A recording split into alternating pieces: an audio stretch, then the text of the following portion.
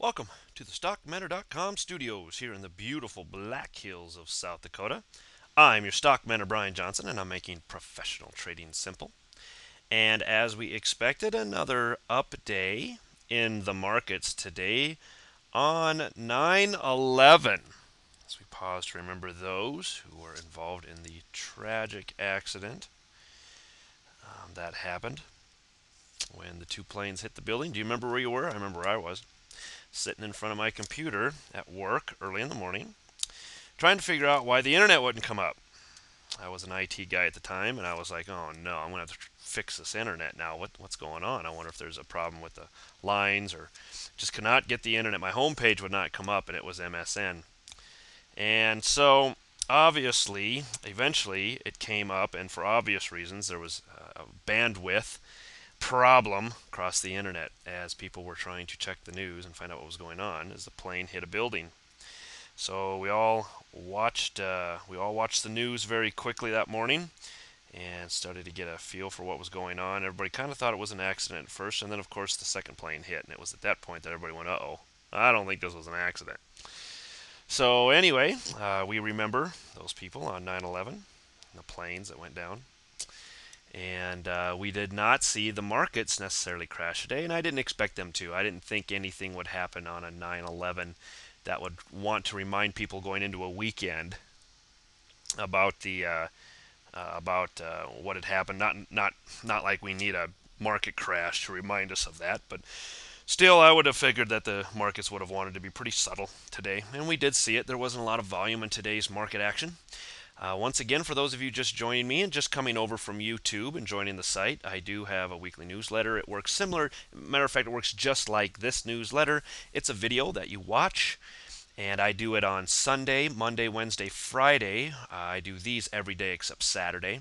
And if you enjoy the plays that you see in these videos, these daily videos, I do even more of them in my weekly newsletter, or in my I shouldn't even call it a weekly newsletter. I should just call it a newsletter. In my newsletter, and they're completely different picks than what you'll see in these videos. So if you like the picks you're seeing here, there's completely new picks in the other one.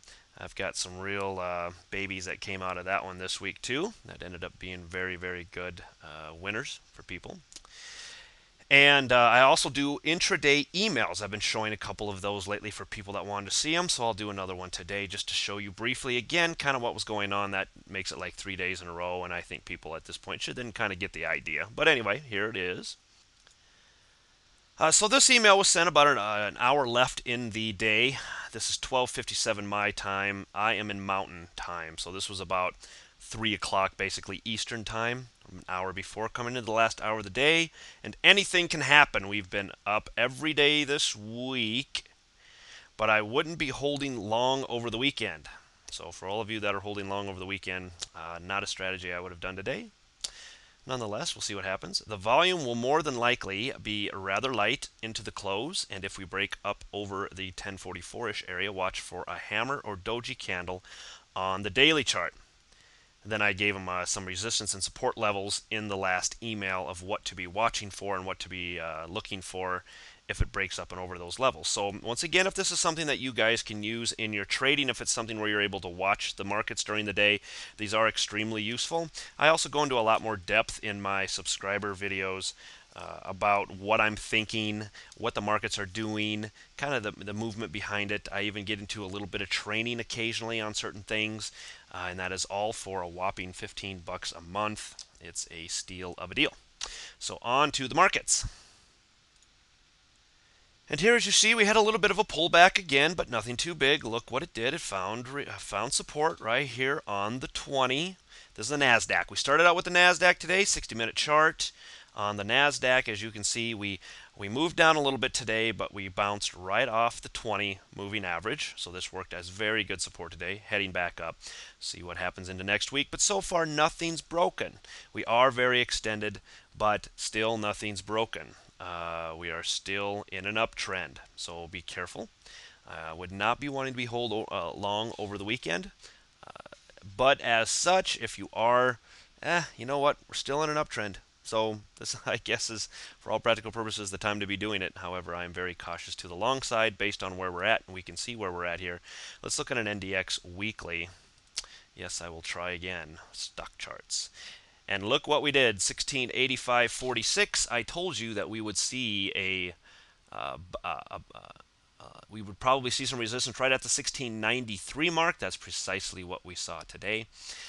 Even though we didn't quite get there, 1689, but you know what? We missed by 4 points. So semantics, semantics, I was talking about it way back here when we broke above this level here. I was already talking about this 200-day or 200-week moving average, and this is the weekly candle which closed today. Let me zoom in a little bit on that. It's a little bit hard to see. And you can see precisely where we were at, and look how we came up, and for all practical purposes, we touched it. I mean, we're a few points away. So we did finally reach this zone. We'll see next week if we can do it. But look at the participation. Wow, none. Little to nada. So very common to see the bulls push it up on light volume, and that's precisely what we saw. It'll be interesting to see what happens when we start to see volume like this roll back into the markets. And then we'll see where the markets truly want to go. But be watching this very closely next week. And remember that on a weekly, we are at the 200 weekly moving average. Let's do it daily really quick while I'm here, too, and just take a really quick gander. As you can see, the pace of this stock is really starting to slow. As we come into, let me move this down a little bit. As we come into these last few weeks, you can see the pace of the Nasdaq is really starting to slow. And we've got a nice little now this one put in a nice little dragonfly candle at the very top of it. Once again, I know this is probably making you all dizzy as I flip back and forth, but bear with me here. Nice little, almost a dragonfly doji, sitting up here at the top of this nice move up. So we will be watching next week for a move to the downside. It is options expiration week. Please do not forget that. That means there's always a lot of volatility in the markets. You must be on your toes. And that starts Monday morning. We will be watching very closely the futures Sunday night to give us some indication of where we might get on Monday. I will also be doing a video Sunday, as I always do, giving you brand new plays and brand new things to look at, where I'll really dissect the markets and we'll see what we're in for in the coming weeks.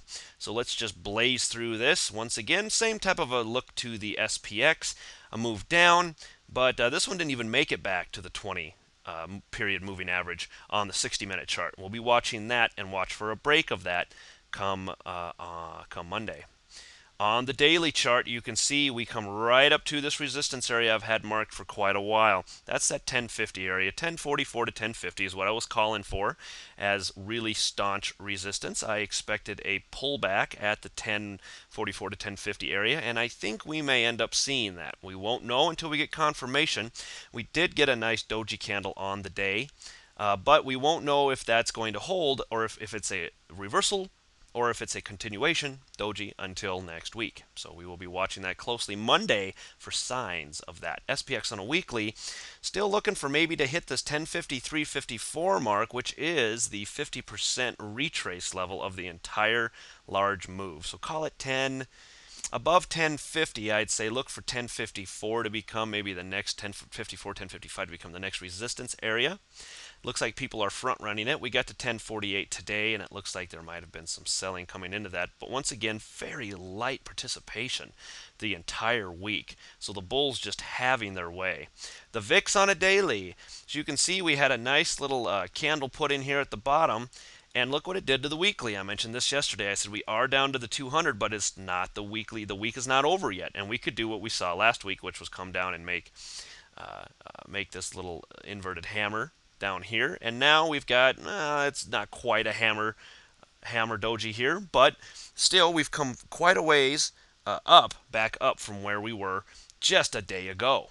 So the VIX is still holding tight to this trend line. This is the one I'm really, really watching. And now that we're out of it, I'm really watching for this support to hold, the 200 to hold, and a break and a close above the 20-week moving average, and especially this area up here, the 30, and we could really see fear start to creep back into the markets, and that would drive the markets down.